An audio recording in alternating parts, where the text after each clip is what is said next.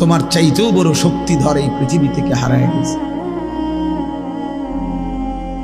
তোমার চাইতেও বড় ক্ষমতাধর এই পৃথিবী থেকে হারায় গেছে। তুমি কেডা?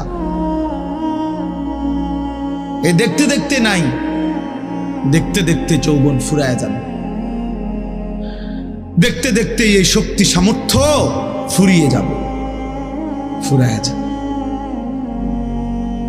আশ-শাবাবু বাইনা দু'ফাইন, এক বড় বুজুর্গ বলছে, যুবক তুমি মনে রেখো, তুমি দুই দুর্বলতার মাঝখানে আছো।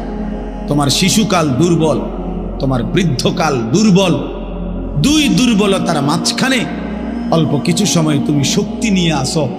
সেই শক্তির সময়টাই হচ্ছে যৌবনকাল। যদি কিছু করতে হয় শক্তির টাইমেই করো। নিজেকে গড়লে শক্তি থাকতেই গড়ো, নিজের আখিরাত সাজাইলে শক্তি থাকতেই সাজাও।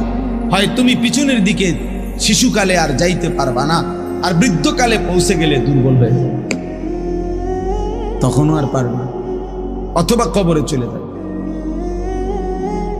এই জন্য 17 বছরের, 18 বছরের, 20 বছরের ছেলে তোমাদেরকে বলি, বাপ এত অল্প বয়সে যদি আল্লাহ পাকের এত বড় নাফরমান হও, মাত্র 18 বছর বয়সেও যদি তুমি আল্লাহকে এইভাবে না চিনো, 18 বছর 20 বছর বয়সে যদি তুমি একটা সেজদা দিতে মন না চায়, আরে জানোয়ার তুই 60 বছর পর্যন্ত যাইতে যাইতে তোর অবস্থা কি হবে? বেঈমান, এই বেঈমান, এই নিকৃষ্ট, তোর হালাত কি হবে? তুই 18 বছর বয়স না হইতে যদি আল্লাহর এত বড় দুশ্মন হস, তো তোর বাকি হালাত।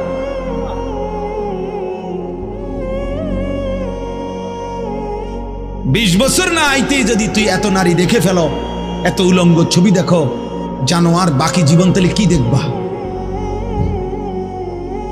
হাইওয়ান বলো, বাকি হায়াত কি দেখবা? পেলে যা দেখার তো সব দেখে এলেছে।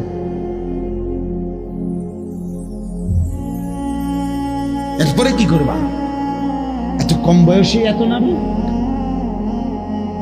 এত অল্প বয়সে এত উলঙ্গ ছবি দেখে ফেললাম, এত অল্প বয়সে চরিত্র এভাবে নষ্ট করে ফেললাম যে নারী ছাড়া, ছবি ছাড়া, জেনার দৃশ্য ছাড়া, বন্ধুদের অসৎ আড্ডা ছাড়া।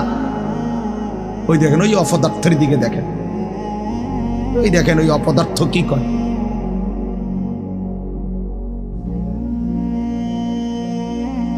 এই জন্য বললাম ভাই, ভাবতে শেখো বাবা, বাকি হায়াত কি করবে।